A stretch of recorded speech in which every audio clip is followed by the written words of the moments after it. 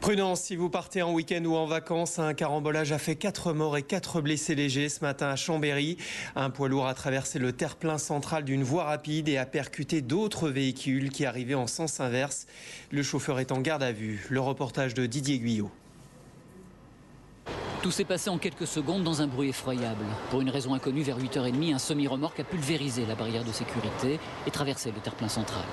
Il va alors percuter 2 voitures qui circulent dans l'autre sens. Puis dans sa course folle, emmener avec lui 2 autres véhicules dans un ravin. La hauteur de la berge, qui fait environ 5 à 6 mètres, a fait que le véhicule a emmené avec lui 2 véhicules légers qui sont à l'heure actuelle en train d'être dégagés, en train d'être relevés. Et il a fallu mobiliser 2 véhicules grues et un véhicule tracteur pour pouvoir saisir la remorque. Un travail lent dans des conditions difficiles. Le conducteur du poids lourd n'a rien eu dans l'accident. Il est interrogé par les policiers. Le chauffeur qui n'est apparemment pas blessé a été placé en garde à vue et des vérifications concernant son alcoolémie et une prise éventuelle de stupéfiants ont été effectuées. Des experts vont étudier le camion pour tenter d'en savoir plus. Les disques ont été saisis. C'est le 10e règlement de compte depuis le début de l'année dans les Bouches-du-Rhône, le 2e en 24 heures à Marseille. Un homme de 26 ans, bien connu des services de police pour trafic de stupéfiants, a été tué de plusieurs balles d'armes de guerre et de fusils de chasse alors qu'il se trouvait dans sa voiture sur un parking. Il avait visiblement rendez-vous avec ses agresseurs. La veille, le neveu d'un ex-caïd assassiné avait été abattu dans les mêmes circonstances. L'entourage de Pierre Mauroy se veut rassurant. L'ancien Premier ministre a été opéré au poumon à la suite d'une tumeur cancéreuse localisée. L'intervention qui s'est déroulée hier s'est bien passée. Pierre Mauroy, 83 ans, est hospitalisé à Percy, l'hôpital Percy de Clamart. La présidentielle côté sondage, l'écart se creuse entre François Hollande et Nicolas Sarkozy. Au second tour, le candidat socialiste l'emporterait avec 54% des voix selon Opinionway, 55% selon Louis Harris, 56% selon BVA et 57% selon CSA.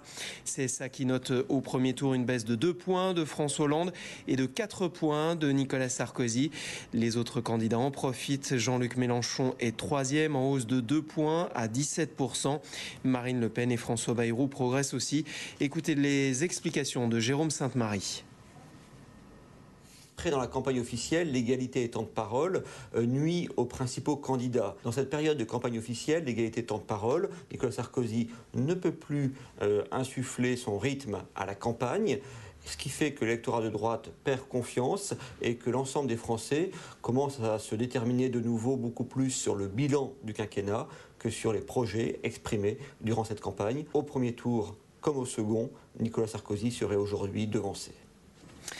La présidentielle côté terrain, à présent, Nicolas Sarkozy est en Corse. Il doit présider en ce moment même à la préfecture d'Ajaccio une réunion sur la sécurité en compagnie du ministre de l'Intérieur et du garde des Sceaux.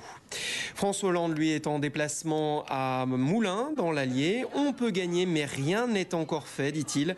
Le candidat socialiste devrait apprécier les dernières déclarations du gouverneur de la Banque de France.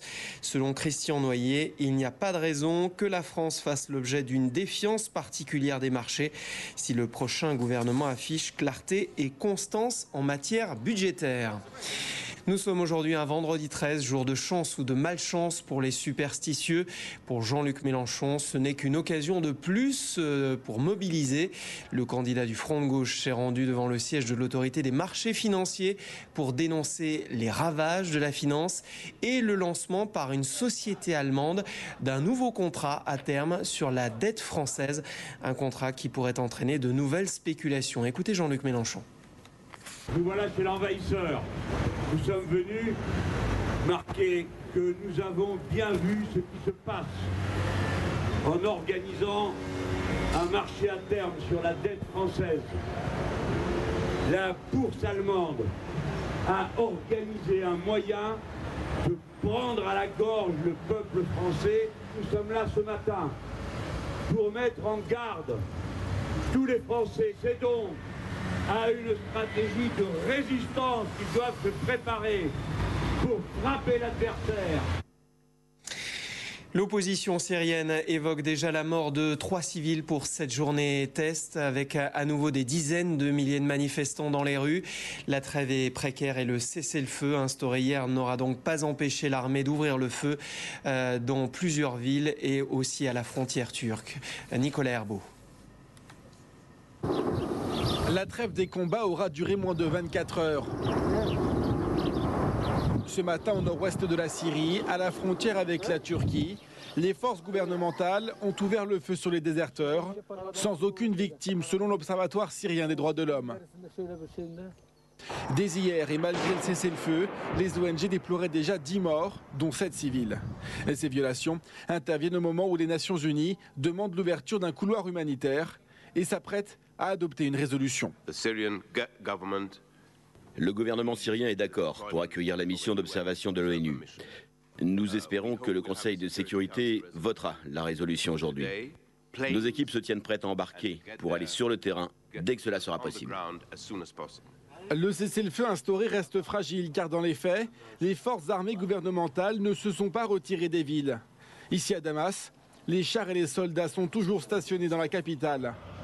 Les habitants disent ne pas avoir peur, ils manifesteront tout à l'heure, mais dans la prudence, car pour eux c'est certain, le silence des armes ne sera pas respecté. On part maintenant en Guinée-Bissau. Si l'on parle aujourd'hui de ce petit État d'Afrique de l'Ouest, c'est qu'un coup d'État militaire est en cours. Des soldats ont attaqué la résidence de l'ex-premier ministre et favori de la présidentielle. Le second tour était prévu dans 2 semaines. On ne sait pas si Carlos Gomes Jr. est vivant ou mort. La communauté internationale condamne ce putsch. Le Conseil de sécurité de l'ONU se réunit après le tir de fusée nord-coréen. Un tir raté puisque l'engin a explosé en plein vol.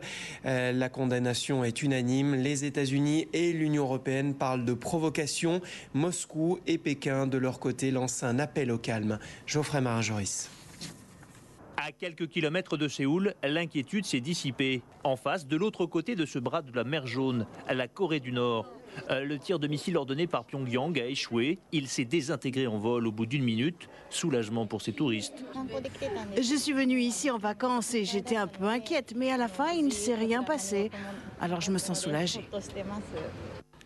La Corée du Nord parlait d'une fusée destinée à envoyer son premier satellite d'observation terrestre. Le régime avait convié pour l'occasion les journalistes occidentaux qui ont assisté à un échec cuisant. Ce qui n'empêche pas Séoul de rester sur ses gardes, tout comme l'ONU. Notre gouvernement recherche des moyens efficaces pour répondre à des essais nucléaires et à des tirs de missiles de la Corée du Nord, y compris à de nouvelles provocations de ce pays. Séoul affirme que son voisin nord-coréen a élevé le niveau d'alerte de ses troupes. Les satellites américains, eux, ont repéré des mouvements suspects sur un site nucléaire souterrain de Pyongyang. Comme en 2009, à date de son dernier essai avorté de missiles balistiques de longue portée, la Corée du Nord pourrait enchaîner sur un essai nucléaire, histoire de relever la tête à quelques jours du centenaire en grande pompe du défunt fondateur du régime. Une Corée du Nord toujours aussi fermée et une Birmanie de plus en plus ouverte. Le prix Nobel de la paix, Aung San Suu Kyi, et le Premier ministre britannique proposent de suspendre les sanctions pour soutenir les réformes économiques du nouveau régime. David Cameron est à Rangoon pour une visite historique, la première à ce niveau depuis le coup d'État militaire de 1962. Restez avec nous à Suivre sur LCI la météo, puis Élysée 2012 vue d'ailleurs avec Christophe Moulin.